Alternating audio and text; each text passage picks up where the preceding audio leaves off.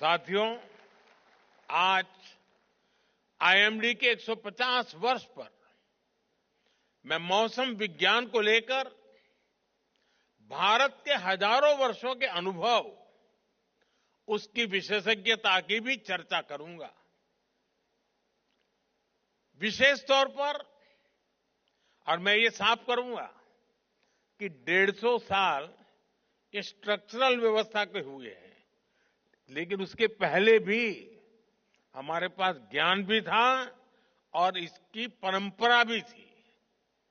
विशेष तौर पर हमारे जो अंतर्राष्ट्रीय अतिथि हैं, उन्हें इस बारे में जानना बहुत दिलचस्प रहेगा। आप जानते हैं, ह्यूमन इवोल्यूशन में हम जिन फैक्टर्स का सबसे ज्यादा प्रभाव देखते हैं, उनमें से मौसम भी एक प्राइमरी फैक्टर है।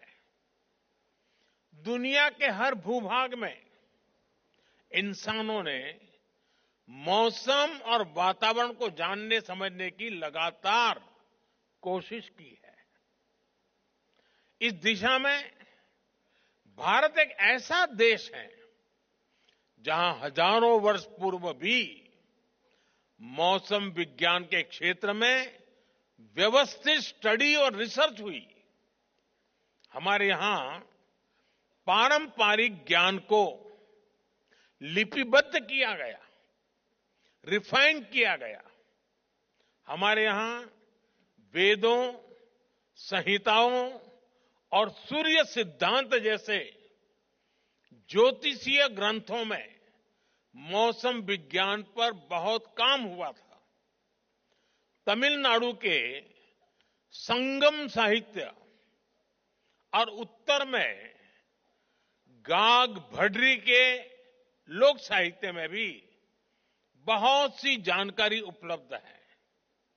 और ये मौसम विज्ञान केवल एक सेपरेट ब्रांच नहीं थी, इनमें एस्ट्रोनॉमिकल कैलकुलेशंस भी थी, क्लाइमेट स्टडीज भी थी, एनिमल बिहेवियर भी था और सामाजिक अनुभव भी थे। हमारे यहां प्लैनेटरी पोजीशन पर जितना गणितीय काम, मैथमेटिकल वर्क हुआ, वो पूरी दुनिया जानती है। हमारे ऋषियों ने ग्रहों की स्थितियों को समझा।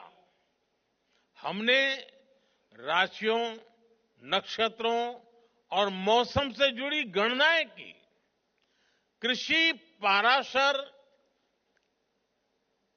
ऋषि और बृहद संहिता जैसे ग्रंथों में बादलों के निर्माण और उनके प्रकार तक उस पर गहरा अध्ययन मिलता है। कृषि पराशर में कहा गया है, अतिवातम च निर्वातम, अति उष्णम चाति शीतलम, अत्यभ्रंच निर्भ्रंच षड्विधम मेघ लक्षणम। अर्थात हायर और लोअर एटमॉस्फेरिक प्रेशर, हायर और लोअर टेम्परेचर, इनसे बादलों के लक्षण और वर्षा प्रभावित होती है।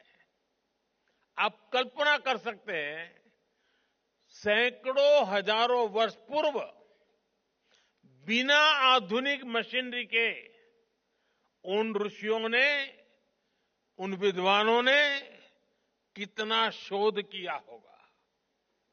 कुछ वर्ष पहले मैंने इसी विषय से जुड़ी एक किताब, pre modern Kutchi navigation techniques and voyages, ये किताब लॉन्च की थी। ये किताब गुजरात के नाविकों के समुद्र और मौसम से जुड़े कई 100 साल पुराने ज्ञान की ट्रांसक्रिप्ट है।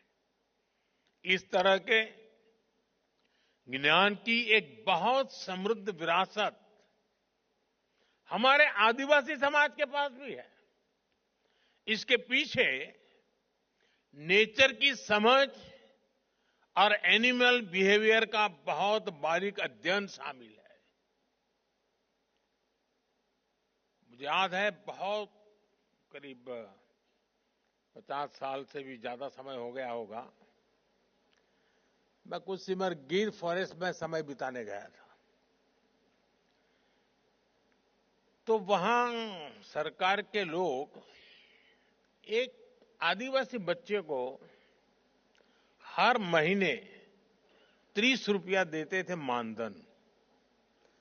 तो मैंने पूछा, ये क्या है, इस बच्चे को क्यों ये पैसा दिया जाता? बोले, इस बच्चे में एक विशिष्ट प्रकार का सामर्थ्य है। अगर जंगल में दूर दूर भी कहीं आग लगी हो तो प्रारंभ में इसको पता चलता है कहीं आग लगी है। उसमें वो सेंसेशन था और वो तुरंत सिस्टम को बताता था, और इसलिए उसको हम 30 रुपया देते थे।